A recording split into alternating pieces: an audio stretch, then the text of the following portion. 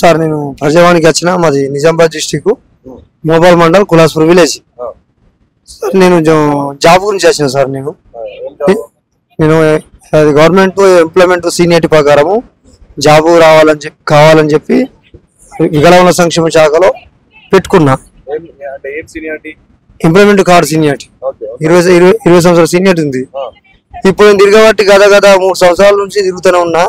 ఈ గవర్నమెంట్ వచ్చిన నుంచి కంటిన్యూగా నెలకు 2-3 సార్లు వస్తున్నా. కానీ వచ్చిన కానీ ఏ ప్రయోజనం లేదు సార్. మెసేజ్ వస్తానే ఉన్నాయి, చూస్తూనే ఉన్నా.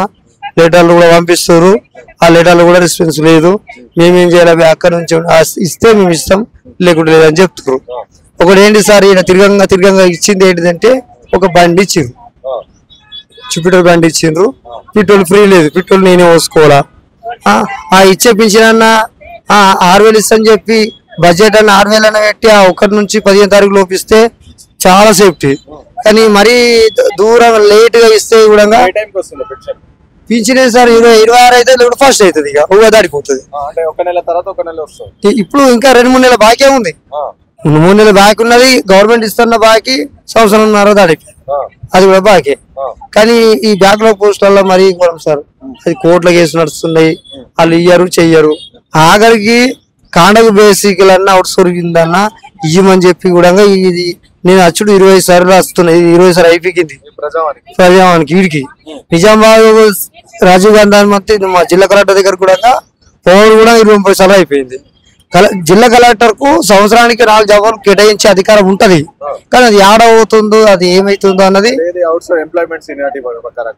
ప్రకారం కాకుండా ఆయనకు కొన్ని స్పెషల్ కేటగిరీ ఉంటాయి. మెజిస్ట్రేట్ కాబట్టి స్పెషల్ కేటగిరీ ఉంటాయి. ఇక సార్ ఏం చేస్తాడో చెప్పేది అనేది అంటున్నా, తిరుగుతున్నా. ఇక నిన్న వచ్చిన మా ఫ్రెండ్ దగ్గర ఉంటే ఇక ఆయన వచ్చిన ఇప్పుడు మళ్ళీ దేవగిరికి వెళ్ళిపోతా హైదరాబాద్ మన నిజామాబాద్కు.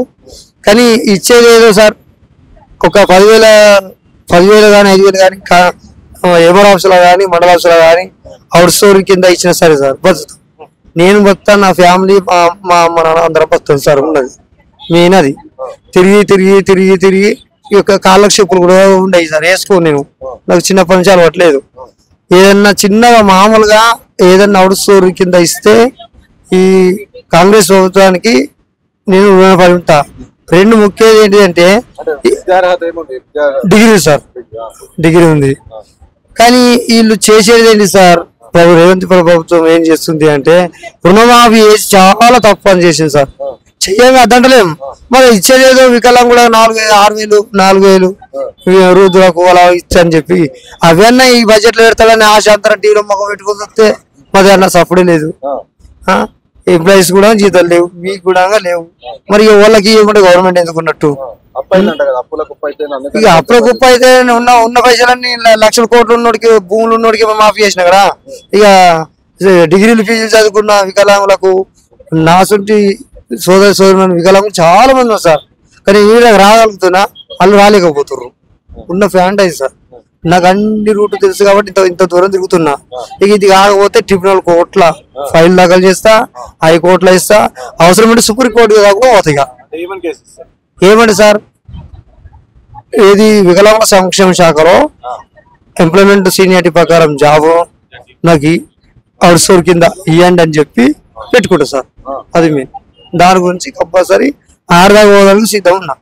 నాకు అవుట్ సోర్ కింద ఇస్తే ఈయన లైఫ్ అన్న సెట్ అవుతుందని చూస్తున్నా సార్. కానీ ఎట్లయితుంది కదా సార్.